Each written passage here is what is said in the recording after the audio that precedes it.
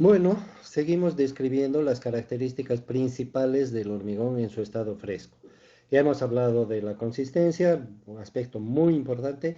Hemos hablado de la plasticidad que está relacionada con las actividades de moldeo. Hemos dicho que el moldeo empieza desde que se coloca el hormigón en el molde hasta que se termina en la operación de acabado o terminación, y la propiedad del hormigón que favorece o perjudica en su caso estas acciones de moldeo es la plasticidad. Vamos a hablar ahora de la trabajabilidad, que es otra característica del hormigón y que de manera parecida a la plasticidad que tiene que ver mucho con el moldeo, la trabajabilidad tiene que ver con todas las actividades del hormigonado, inclusive las del moldeo. Hagamos un repaso de cuáles son esas actividades. Número uno, el mezclado. Número dos, la extracción del hormigón de la mezcladora. Número tres, el transporte del hormigón hasta el lugar donde está el molde. Y número cuatro, todo lo del moldeo, que vendría a ser el colocado, la consolidación y la terminación del hormigón. Todo eso tiene que ver con el hormigón fresco y le vamos a llamar trabajabilidad al rol que juega el material, vale decir, el hormigón, en todas estas acciones, en todas estas etapas que implican el uso o manipulación del hormigón en su estado fresco. Como todos sabemos,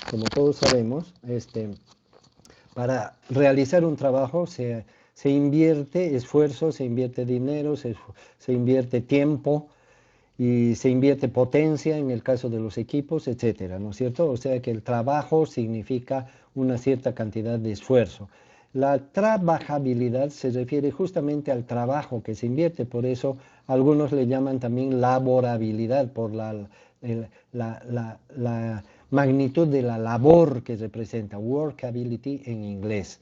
Sí, esta característica se refiere específicamente al material, porque si analizamos la cantidad de esfuerzo que se realiza para cualquier actividad, cualquiera, no solamente hablando del hormigón, sino cualquiera, por ejemplo, la que están haciendo ustedes ahora de estudiar la materia, cualquier actividad que se realiza no solamente depende del material que se está usando, en el caso del hormigón, el material mismo, sino también depende de otros factores. Por ejemplo, se refiere al tipo de actividad que está realizando uno. No significará el mismo esfuerzo construir un elemento de hormigón que planchar un pantalón, ¿verdad? Ambos son trabajos, ambos requieren esfuerzo, ambos requieren tiempo, una inversión de energía, pero son diferentes, ¿verdad? Entonces el tipo de trabajo influye en la cantidad de trabajo o de esfuerzo que se tenga que efectuar. Aparte de eso, las herramientas que se utilizan o los equipos, ¿verdad? Si queremos planchar con un ladrillo caliente, no vamos a ser tan eficientes como si lo hacemos con una buena plancha, por poner un ejemplo muy torpe, pero que sirve. El tipo de herramientas, el tipo de equipos que utilizamos, las condiciones en las que lo hacemos, no será lo mismo hacer un trabajo cómodamente sentado o cómodamente parado o en la posición que se necesite, que equilibrando en un pie o equilibrando en una altura o en medio del viento o tratando al mismo tiempo de protegernos de la lluvia o tratando de hacernos sombra del sol o tratando de cuidarnos de los oídos del fuerte ruido que hay o imposibilitados de respirar por el polvo que circula, etcétera. No será lo mismo. Las condiciones del trabajo también determinarán la cantidad de esfuerzo que tenemos que hacer, la cantidad de energía, el tiempo que nos ocupe, ¿no es cierto? Tardaremos más tiempo mientras más difícil sea. Entonces hay una serie de factores, inclusive el estado de ánimo, ¿no es cierto? Cuando estamos predispuestos a hacer algo, lo hacemos con mayor facilidad que cuando estamos enfermos o cuando estamos deprimidos o cuando no tenemos ganas de hacer o no nos atrae o no nos resulta atractivo lo que estamos haciendo. Entonces, fíjense, dentro de esa serie de factores, la parte que se le asigna al propio material, es decir, el propio material puede ser grato para trabajar o puede ser ingrato, puede decir, nos puede ayudar o nos puede dificultar el trabajo, a esa parte, a ese rol que juega el hormigón en todas las acciones que realizamos con él, se llama la trabajabilidad.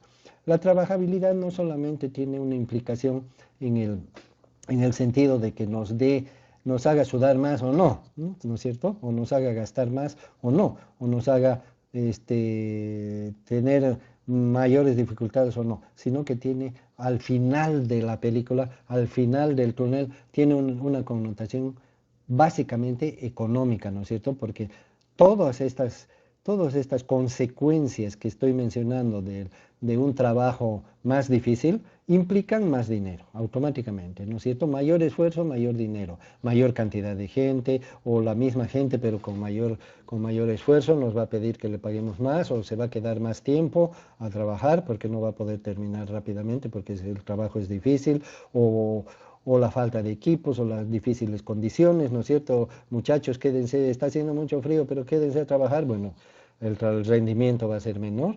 Entonces, fíjense, todo lo que dificulta el trabajo, al final de la historia representa más dinero, ¿no? Porque se invirtió más energía, porque se invirtió más tiempo, porque se invirtió más esfuerzo, porque se tuvo que dar un incentivo, o porque se tuvo que comprar mejores equipos, o porque se tuvo que comprar más equipos, o porque se tuvo que contratar más gente, por diversas razones, implica mayor dinero. Por eso, la trabajabilidad generalmente es muy importante para los ingenieros integrales, ¿no? Para aquellos que ven el conjunto de los factores como importantes y no solamente los que se ocupan del vaciado y que dicen, bueno, acaba esto y me voy, ¿no? Sino aquellos que tienen la responsabilidad de cumplir un cronograma, la responsabilidad de cumplir con un presupuesto que se ha elaborado, que tienen la responsabilidad de sacar el mayor provecho económico posible y eso solamente lo pueden lograr con un mejor rendimiento y un mejor uso de los elementos y factores que tiene. Todo el que tiene esa visión, entonces le va a dar importancia a la trabajabilidad. Y como la trabajabilidad es el resultado de un conjunto de cosas, entonces tendrá que preocuparse de la trabajabilidad del hormigón, de la calidad de la mano de obra, de la calidad de los equipos, de las buenas condiciones de trabajo, etcétera. Tendrá que preocuparse del buen manejo del dinero, etcétera, de todos los factores, entre los cuales está la trabajabilidad del hormigón propiamente dicho. ¿Y de qué manera puede preocuparse de la trabajabilidad? ¿De qué manera no es simplemente un buen deseo, ¿verdad? Que mi hormigón sea muy trabajable o lo más trabajable posible, sino que tiene que saber cómo hacerlo. Entonces vamos a analizar qué factores son los que influyen en la mayor o menor trabajabilidad del hormigón. Para empezar, mencionemos la proporción de agua. Nuevamente, fíjense bien la importancia del agua. Ya dijimos que el asentamiento, la consistencia del hormigón, la fluidez del hormigón tiene mucho que ver con la proporción de agua que se utiliza. Y en este aspecto, ya hemos definido que mayor fluidez con mayor agua, menor fluidez con menor agua. Y también hemos definido que a mayor fluidez probablemente mayor plasticidad. En el caso de la trabajabilidad también debemos decir que la proporción de agua es muy importante. Difícilmente un hormigón con poca agua va a ser trabajable, difícilmente. Generalmente el agua ayudará a que el hormigón sea más trabajable, pero aquí hay otro factor. Resulta que tal como vimos en la plasticidad, para todas las actividades de manipuleo con el hormigón, el elemento fundamental de movimiento, de dinámica, es la pasta de cemento y en el caso de la plasticidad no solamente la pasta, sino a la que le añadimos los granos finos, tanto del agregado fino como del agregado grueso, que finalmente forman una pasta, no será de cemento, pero una pasta, la pasta del hormigón, podríamos decir, de la cual están excluidos seguramente los granos grandes de agregado. ¿Qué papel juegan los granos grandes de agregado en la trabajabilidad? Eso sería lo que vamos a ver enseguida. Y resulta que los investigadores que desde hace casi 200 años han estado preocupándose para obtener los mejores rendimientos y la mayor calidad posible en el hormigón, descubrieron, ¿no es cierto?, que la trabajabilidad no era la misma si los agregados iban variando. Entonces descubrieron que los agregados o el tipo de agregados que utilicen tenía bastante que ver con la trabajabilidad del hormigón resultante. Entonces, vamos a empezar describiendo que los agregados, a su vez, sin hablar del cemento ni del agua, solamente los agregados, cuando se procesan en una planta chancadora, por ejemplo, también tienen su propia manipulación. Es decir, los materiales se cargan, se descargan, se combinan, se separan. Ya toda esa serie de actividades, más la carga del agregado cuando ya está listo, más su transporte hasta la obra y su descarga en la obra y su manipulación en la obra hasta que entra en la mezcladora para encontrarse con sus colegas ingredientes del hormigón, durante todo ese proceso el agregado también sufre una manipulación, una serie de actividades en las cuales el propio agregado juega su propio rol, es decir, su propio rol de ayudar o de dificultar el manipuleo. A eso se le llama la trabajabilidad de los agregados. Fíjense el rol que juega el agregado para favorecer o perjudicar estas actividades que hemos mencionado. Y la trabajabilidad de los agregados depende del ordenamiento de los tamaños de sus granos. Ordenamiento de los tamaños de sus granos. ¿A qué nos suena, a qué palabra nos suena esto? A la granulometría. ¿Qué es la granulometría? Es la determinación de los tamaños de granos que contiene un agregado y sus proporciones, que no es otra cosa que su ordenamiento, o sea, tanto por ciento de tal tamaño, tanto por ciento del otro tamaño, y la correlación entre estos tamaños es lo que nos da finalmente una granulometría resultante. De esa manera se han determinado dos cosas, ¿no? ¿Por qué es importante la granulometría del hormigón? Una de las razones es porque necesitamos que existan la menor proporción de espacios vacíos entre granos. Es decir, que la granulometría, la buena granulometría de los agregados para un hormigón es aquella que ocupa el mayor volumen posible, porque de esta manera vamos a dejar el menor espacio posible para la pasta y entre la pasta y los agregados la pasta es la más cara, entonces es una razón económica, digamos. Por otro lado, la calidad de la piedra siempre ha sido garantizada desde el principio de los tiempos y la calidad de la piedra normalmente es una calidad, como decía hace rato, garantizada, conocida, establecida, y en cambio la calidad de la pasta está sujeta al cocinero, ¿no es cierto? Porque es el que prepara, el ingeniero es el que prepara la pasta. Entonces, si es un buen ingeniero, la pasta también será buena. Si es un mal ingeniero, la pasta será mala.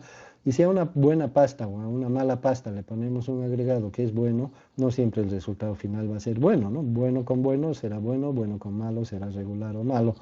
Entonces, fíjense, gracias a esa condición que se le asigna a la piedra, y a su costo, que además es barato porque nos lo proporciona la naturaleza. Entonces, una de las tendencias que se buscan en la granulometría del hormigón es que ocupe el mayor volumen posible. Y otra de las tendencias es de que el agregado sea trabajable, es decir, que la combinación de los tamaños que contenga un agregado sea tal que los granos chicos les ayuden a moverse a los granos medianos y los granos medianos les ayuden a moverse a los granos grandes, de modo que no se opongan entre sí, sino más bien se ayuden, así como un rodamiento.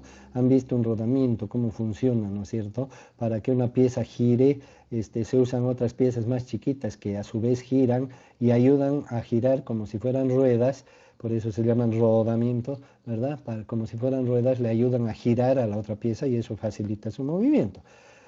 Entonces, en cambio, si los agregados fueran todos los granos del mismo tamaño, chocarían unos contra otros y se opondrían unos contra otros a cualquier movimiento. Entonces, se establece que la buena granulometría es la que nos permite ambas virtudes, digamos, para el uso de los agregados en el hormigón. El estudio de las granulometrías es un estudio muy largo y prolongado, tiene mucha historia desde antes de la Guerra Mundial, desde el 1900 más o menos para adelante.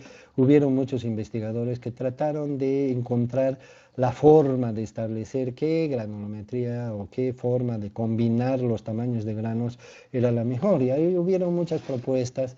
La mayoría de ellas resultado de, quién sabe, cientos de ensayos que probaban una, probaban otra, y de todas las que aparentemente, porque era su opinión, tenían un mejor resultado, las fueron seleccionando y bueno, finalmente resultaba alguna elegida. Y entre estas elegidas aparecieron las granulometrías o curvas, como por ejemplo la parábola de Fuller, la pronunciación en alemán, que es una curva granulométrica ejemplo, ¿verdad? A la cual deberían aproximarse las granulometrías de los ingenieros o de los que usaban hormigones. Entonces era un esfuerzo, ¿verdad?, de lograr granulometrías que se parezcan a esta curva, que se parezcan a esta parábola, y como se ve en la figura, de repente no coincidían en una parte, no coincidían en ninguna parte, pero que se parezcan lo más posible. ¿Qué tanto se deberían parecer? Eso es discutible, es relativo, pero de alguna manera fueron ejemplos que que empezaron a ayudar a los usuarios del hormigón a tener una idea mejor de lo que es una buena granulometría, porque si vemos un agregado así a simple vista o aunque lo toquemos no podemos adivinar su condición granulométrica y peor todavía su papel en la trabajabilidad. De esta manera aparecieron algunas granulometrías tipo, aquí se mencionan en el texto, Fuller, Thomson, Weymouth, que eran las clásicas en los primeros tiempos, ¿sí? del hormigón analítico, no solamente experimental, no solamente material, ¿no? Sino donde ya se empezó a estudiar de qué manera mejorar el hormigón. Más adelante, estos mismos investigadores y otros, al ver que la tendencia de la curva experimental parecía una parábola, por ejemplo, acá de hecho se lee parábola de Fuller, entonces pensaron ellos de que de repente el ordenamiento granulométrico ideal obedecía a alguna regla matemática, que podía representarse con una función matemática. Y entonces empezaron a probar distintas fórmulas que en su desarrollo en dos ejes representen a las parábolas que experimentalmente se obtenían, de tal manera que empezaron a aparecer así las curvas granulométricas teóricas, que fueron curvas que se trazaban con fórmulas matemáticas. El mismo Fuller, Bolomey, Faury son ejemplos clásicos. También están los usos de California, que a diferencia de las curvas, que es una sola, y como dije hace un momento, los usuarios tenían que buscar una granulometría que se parezca a ellas. Los que establecieron los usos no se conformaron con definir una sola curva, sino dos curvas, un límite mínimo y un límite máximo. Estoy trazando acá con el cursor porque no tengo una representación de ellos. Digamos una curva máxima aquí, un límite máximo y un límite mínimo. Y entonces el usuario ya no tenía que adivinar cómo acercarse a la curva del medio, que ya no era una sola, sino que eran dos, sino simplemente trataba de acertar la manera de que su curva quede en medio de las dos, ¿no? En medio de los límites, y trataba, por supuesto, de alejarse de los límites, porque como se llaman límites, quiere decir que no podíamos excederlos. Entonces, de esa manera, los usos de California se llama un uso, entonces, a un espacio entre las dos curvas límite de granulometría, están los usos de California que establecían espacios de buen comportamiento. A través del tiempo, ya después de la Segunda Guerra Mundial, etcétera, donde se fue visualizando el nuevo ordenamiento de la tecnología y de la economía mundial, porque observarán que estos nombres y apellidos son en algunos casos ingleses o alemanes, de acuerdo a las potencias mundiales antes de la Primera Guerra Mundial o durante ella, y casi en la Segunda también. Estados Unidos y otros países ya fueron destacándose en el nuevo ordenamiento, y con el tiempo, a partir de 1940, 50, yo diría para adelante, se fueron desarrollando los diferentes institutos tecnológicos, y entre ellos las investigaciones sobre esta temática nos fueron dando lo que hoy en día se conoce como las especificaciones técnicas granulométricas. Aquí tenemos un ejemplo de ello. Hoy en día no vamos a hacer mucha cuestión de esto, pero son valores, estos valores que tenemos aquí en las tablas, son los porcentajes que pasan, que son los mismos valores que se colocan en el eje de las ordenadas, ¿verdad? Cuando representamos gráficamente una curva granulométrica, aquí tenemos en el eje de las ordenadas el porcentaje que pasa en cada tamiz, aquí están los tamices. Entonces, una especificación granulométrica especifica los tamices, aquí están los tamices, 100 milímetros, 99, etcétera, 3 pulgadas, bla, bla, bla, todos los tamices, y en cada tamiz, para cada material, estos de la izquierda son los materiales, un material de 3,5 a 1,5, por ejemplo, tiene que tener máximo, tiene que pasar el 100% en el tamiz de 4 pulgadas, de 90 a 100 quiere decir 90 mínimo, 100 máximo por ciento que pasa en el tamiz de 3,5, no se especifica nada para el tamiz de 3 pulgadas, para el de 2,5 se especifica un mínimo de 25 y un máximo de 60, y así siguiendo, como se puede ver, aquí está la especificación, los límites mayor y menor, o sea, un uso, aquí tenemos un uso, si lo representamos gráficamente va a ser un uso granulométrico, un límite superior y un límite inferior, dentro de los cuales tiene que ordenarse la granulometría de un material que sea este material. Aquí tenemos diferentes materiales, más adelante vamos a aprender a manejar bien esto, y aquí podemos ver que esta es una lista de agregados gruesos, Y también tenemos acá una especificación para el agregado fino, ¿sí? Tamiz de 3/8 debe pasar el 100%, tamiz número 4 debe pasar del 95 al 100% y así siguiendo. Entonces aquí tenemos una gráfica de un agregado grueso, una gráfica de un agregado fino, donde vemos los límites. Si dibujamos esto que está en las tablas en una gráfica, nos va a dar estas dos líneas gruesas que están acá, que es el límite inferior y el límite superior, y lo deseable es que la granulometría de nuestro material entre dentro de estos dos límites. Preferentemente la granulometría ideal sería la que entre exactamente en el medio, ¿no es cierto?, entre ambos límites, pero en la práctica es bastante difícil lograr eso, pero por lo menos que se mantenga en el área central, no se acerque a los límites, porque eso significa un peligro, porque la granulometría está por fallar, y peor si se sale, ¿no es cierto? Hay muchos casos en los que se sale, fíjense aquí se sale, esta curva roja se sale del límite azul, que es el límite máximo, eso significa un defecto. Técnicamente no se debería aceptar este material si es que fuera realmente la granulometría de un material que se pretende usar en obra para hormigón, un agregado fino, y si estos son los límites, máximo el azul y mínimo el verde, este material se debería rechazar, ¿sí? Es decir, no se lo puede admitir. ¿Por qué? Porque no está cumpliendo con la especificación. Esa es la gran virtud, digamos, que tienen las especificaciones que nos marcan un límite superior y un límite inferior, que ya no se aprecia cualitativamente, sino cuantitativamente, ¿no es cierto? Basta que se pase con un 1%, el fiscal está autorizado para rechazar su uso, porque por algo se llama límite, ¿no? No es que digamos, se pasa un poquito, que use nomás, como se acostumbra a hacer en nuestro medio.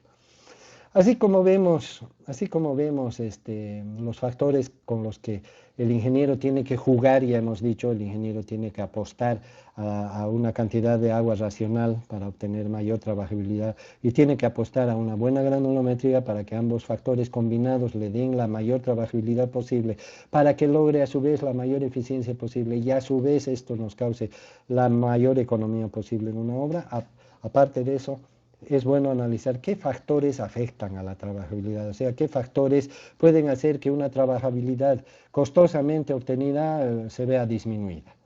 Como es el agua la que tiene que ver en parte con la trabajabilidad, entonces todo factor que afecte, que cause la pérdida de agua, nos afectará también a la trabajabilidad porque la disminuirá en el transcurso del tiempo.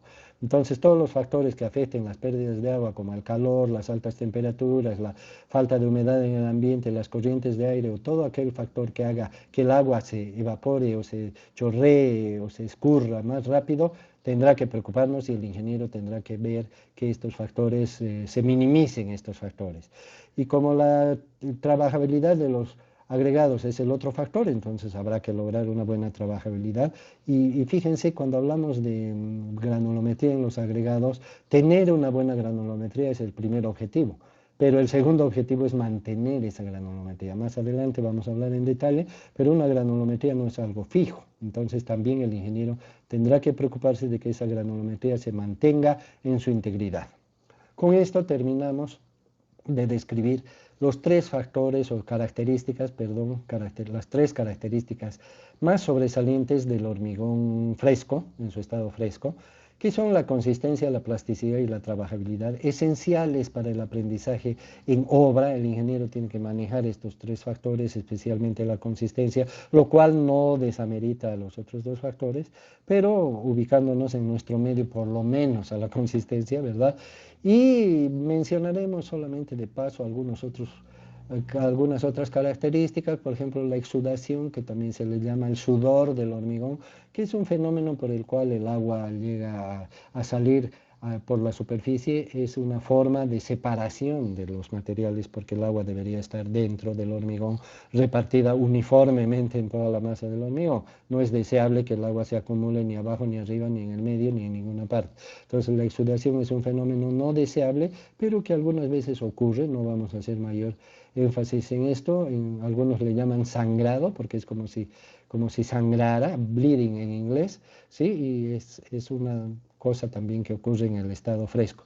Y un evento más raro todavía es el falso fraguado, que como su nombre lo dice, es cuando el tiempo de fraguado que normalmente debería tener un hormigón le hace, entre paréntesis, un cemento, ¿no es cierto?, una pasta de cemento, se acelera por alguna razón.